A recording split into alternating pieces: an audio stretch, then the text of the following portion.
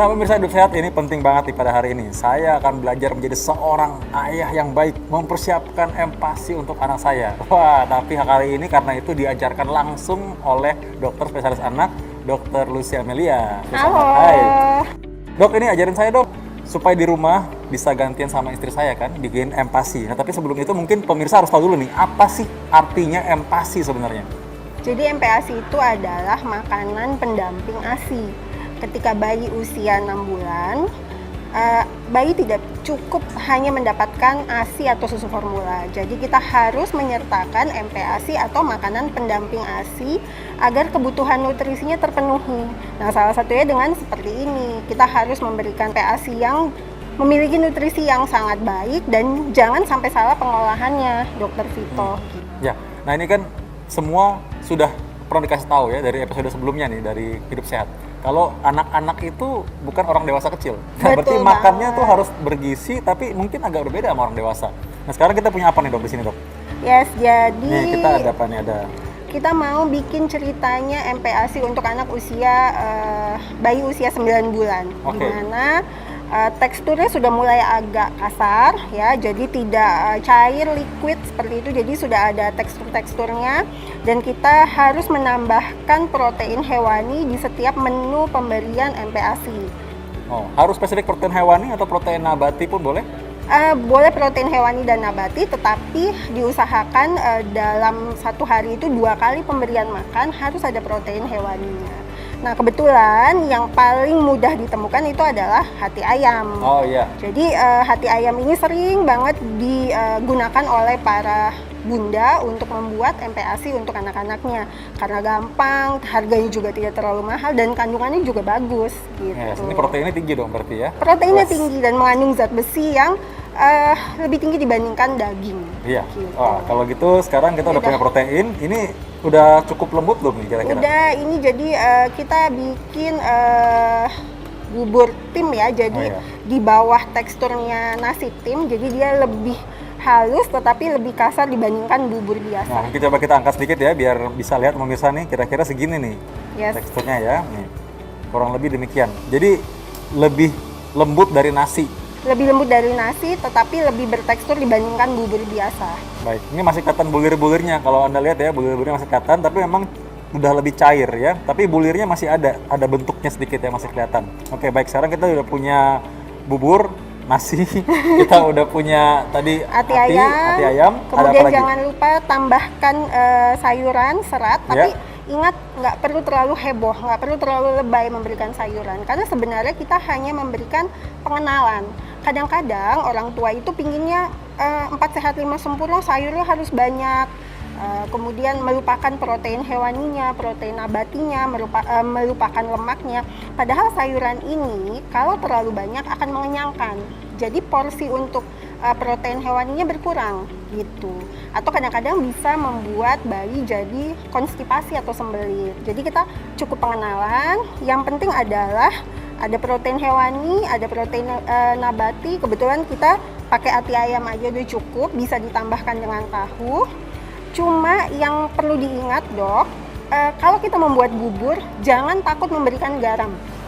Gitu. Oh iya, katanya kalau kasih garam kan kalau orang dewasa nih takutnya hipertensi. Ya. Nah ini harus mereka pahami bahwa memang benar namanya anak kecil itu bukan orang dewasa kecil ya. Yes, jadi betul. beda banget. Tadi aja komposisinya aja ada sayuran juga, ada batasnya juga ya, bukan harus sayuran semua. Jadi ketika kita membuat MPASI, membuat bubur, sama seperti kita membuat makanan untuk dewasa. Kalau nggak ada rasanya, pasti bayi atau anak nggak akan mau makan. Jadi jangan salahkan mereka tidak mau makan, karena rasanya memang tidak enak. Ya. Jadi kita harus tambahkan bumbu-bumbu di sini.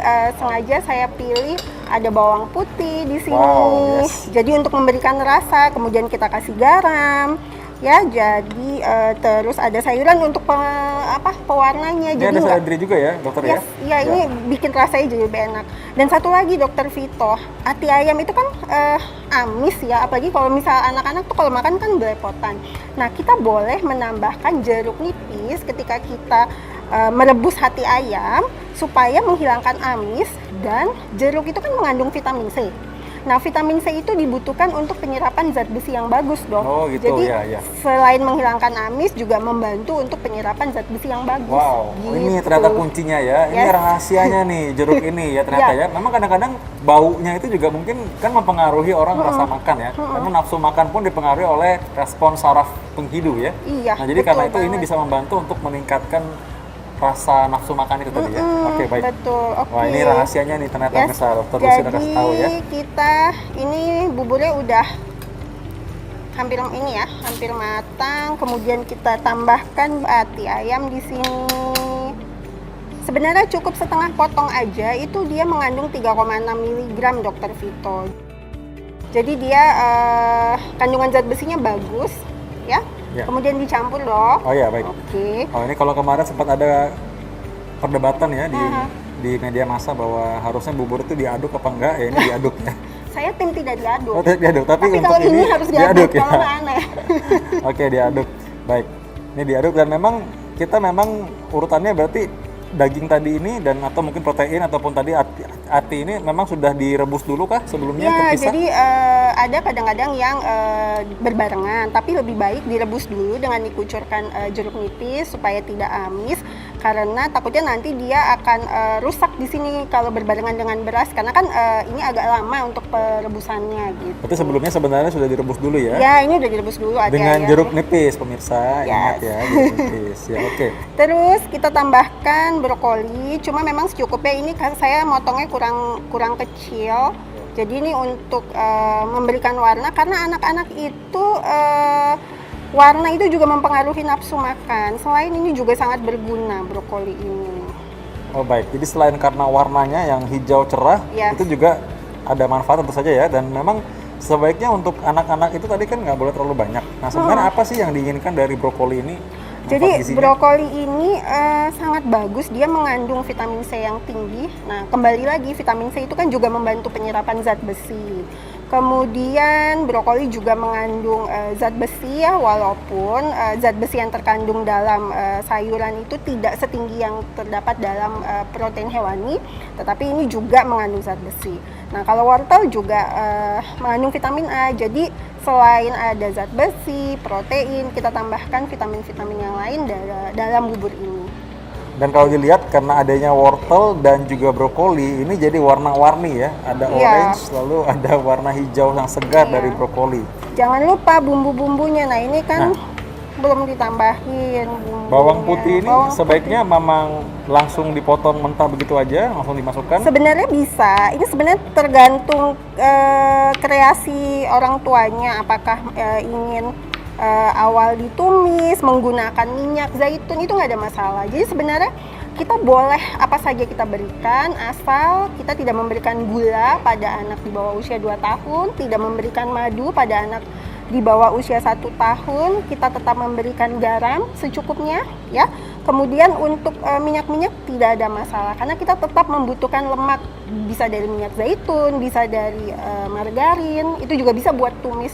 Jadi Bunda bisa berkreasi sebebas mungkin agar anaknya bisa nafsu makan gitu. Bagaimana dengan minyak wijen misalnya? Kadang-kadang kan di rumah mungkin nggak semua orang punya olive oil ya, Boleh, atau minyak boleh, zaitun. nggak ada masalah. Oh, ya, Cuma baik. memang yang paling bagus kandungan lemaknya ada di minyak zaitun itu Oh, atau minyak olive zaitun. oil.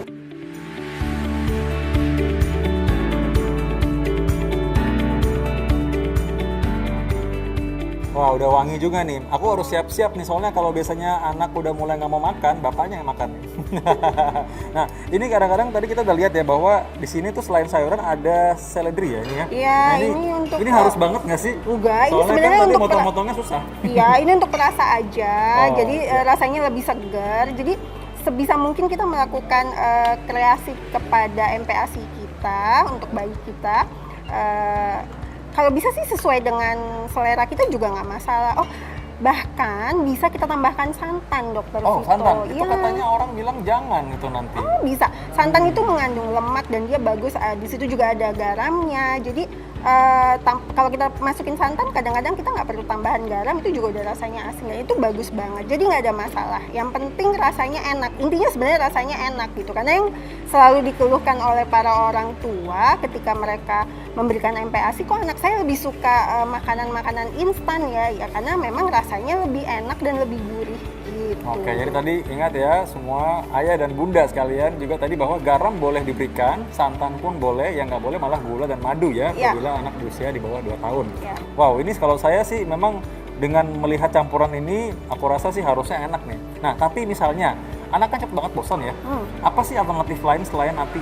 Oke, protein hewan itu kan banyak banget. Jadi kita bisa tambahkan ayam, daging ayam, kemudian ikan. Intinya sih harus variasi ya. Karena anak itu bisa 10 sampai 15 kali penolakan kepada menu yang sama. Oh, Jadi ya wajar lah intinya ya. pantang mundur Iya, kalau iya. bisa memberikan variasi menu. Jadi kita bisa ganti, di mix setiap hari. Bahkan kadang-kadang ketika makan siang dan makan malam mereka nggak mau makan yang sama gitu. Wah, baik kalau gitu saya abis ini harus beli bahan protein yang lain nih tadi seperti saran Dokter Lucy barusan. Anda juga pasti mau kan?